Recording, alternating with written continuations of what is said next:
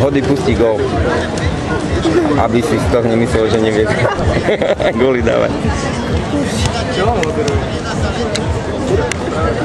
Jojka tu už má jednu špeciálnu požiadavku, tak ideme tlmočiť do mikrofónu. Nie je tam veľa tých hráčov na ihrisku?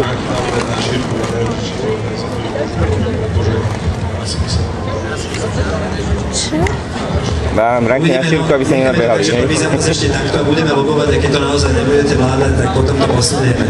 Dobre, alebo prípadne sa to dá urobiť aj tak, že tá vaša bránka sa otočí, aby do nej nepadol žiadny gól. To je jedna z možností. Dobre, jasné.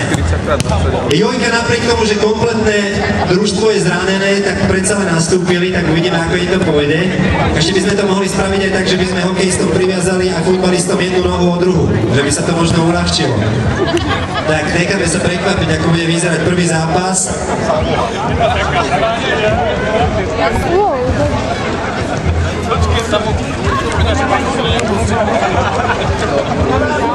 Čo sa týka dnešného programu a futbalových zápasov, počet hráčov na placi 4 plus bránka. Rátam Jojka.